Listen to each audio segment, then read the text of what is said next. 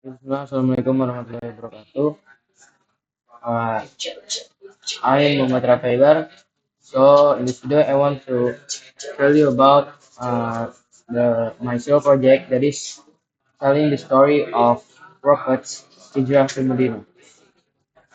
Okay. So in this story, I have a two point.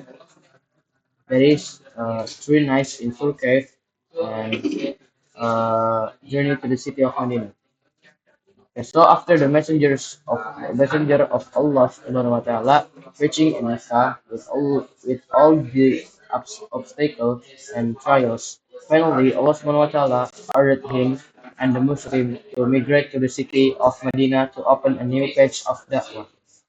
At night, when the Prophet ﷺ will migrate, his house is besieged by polytheists. Allah Subhanahu wa Taala then ordered him to sprinkle sand on the face of the polytheists while reciting some verse of the Quran, so that the people could not see him.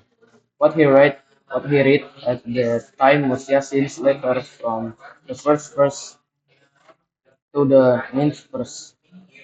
The first is وجعلنا من بين أيديهم سدا ومن خلفهم سدا فأغشيناهم فهم لا يبصرون.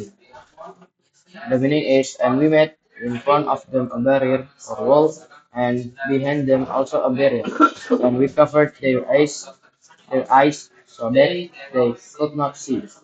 From Surah Yasin, verse 9. After Allah blocked their view, Messenger of Allah SAW, he left his house and went to Abu Bakr's house. Next, through a small door in Abu Bakr's house, the two of them went out and walked until they arrived at Surkef, in the southern part of Mecca before dawn. Okay, so the first point that at last time I say there is three nights in Surkef. So upon arrival at Surkef, Abu Bakr entered first so that if anything dangerous would hit him and not directly hit Rasulullah SAW. Then he explored the cave and found a number of holes in it. With one piece of his sarong, Abu Bakr plugged several holes until one or two remained and he plugged them with wood both feet. Then the Messenger of Allah SAW entered and slept on his leg. A few moments later, Abu Bakr felt his leg strain, but he did not move because he was worried about waking him who was sleeping. Tears fell because of the pain into his face, which finally made him wake up. After being asked what made him cry, Abu Bakr replied, I was strung by an animal. Rasulullah sat on the part of his friend like that was strung, and immediately the pain disappeared. The Prophet and Abu Bakr stayed in the cave for 3 nights until the Quraysh in the infidels search for them subsided. Abdullah bin Abu Bakr Abu Bakr's son accompanied them for the night. Only in the morning Abdullah returned to Mecca, so it looked as if he had spent the night in this city. He found out about furious deception of the Quraysh and other news. Then reported all this to the Prophet ﷺ and his father when it was getting dark. Meanwhile, Amir bin Fuhairah, Abu Bakr's former slave, was assigned to herd goats and visited the two of them in the evening. In this way, Rasulullah Abu Bakr could drink the goat's milk until they were full, and in the morning he led his herd back to Mecca, following in the footsteps of Abdullah bin Abu Bakr in order to erase their distresses. Previously, on the night of the Prophet Muhammad SAW immigrated, the Quraysh yacht continued to surround his house until morning.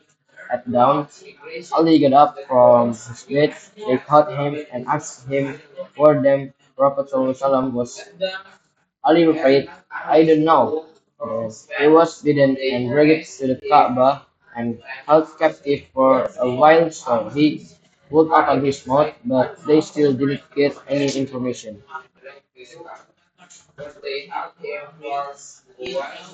Then several Quraysh people came to Abu Bakr's house and interrogated his daughter Asma about her father.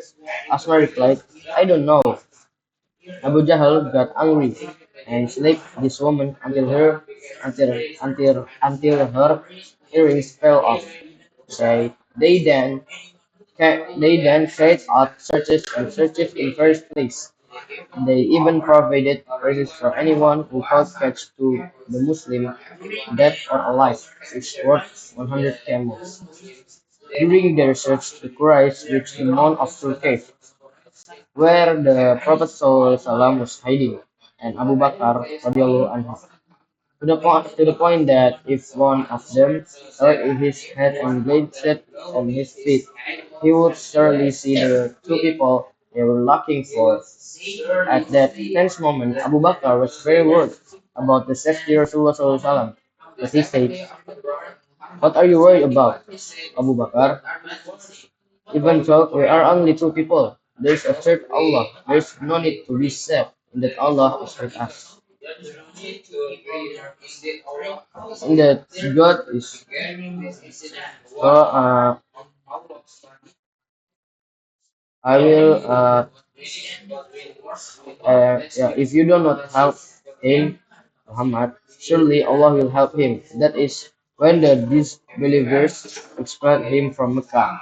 When he was one of two people when they were both in the cave, and that time he said to his friend, don't be sad, and that God is with us. So Allah sent donkeys to him, Muhammad, and helped him with an army of angels that he can't see.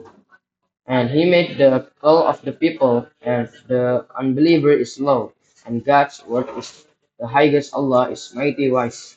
Quran Surah At-Taubah verse 40. Okay, and then the second point that is journey to city of Medina. So on Monday night at the beginning of the month of Rabiul Awal, first year of the Hijriah, Abdullah bin Uraykid al-Laisi, the guide, came and vowed to riding animals to the Sur Cave as promised.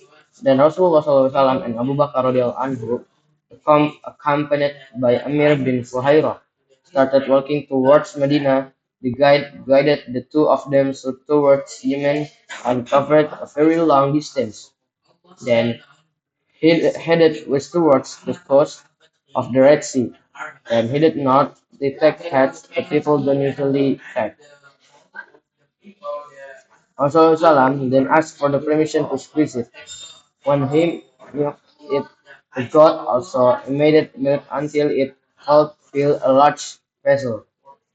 He, uh, Muhammad SAW, Prophet Muhammad SAW, and the two people who were with him drank the milk earlier. Then he squeezed it again a second time until the vessel was full and left it for Ma'bad. Then they continued their journey. After they left, Ma'bad's husband came, who of course was surprised when he saw the milk. Mubarak narrated the events she experienced, as well as the characteristics of the people who met her Rasulullah from the tip of his hair to the tip of his shoe, his speech to the manner of his circumstance. Everything is explained in detail. Her husband Abu Ma'bad stated that man by God is a courage and that I really want to join him. I will do so if I can find I can find him. Okay. So and then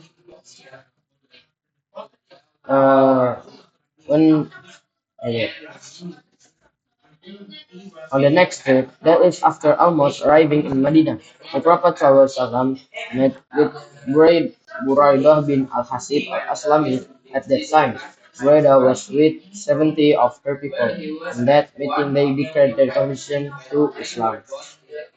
Okay, so that is the story about uh, the Prophet Muhammad SAW hijrah ke Medina. Sorry if I have a lot of mistakes because the mistakes is just from me and Satan and correctly is from Allah.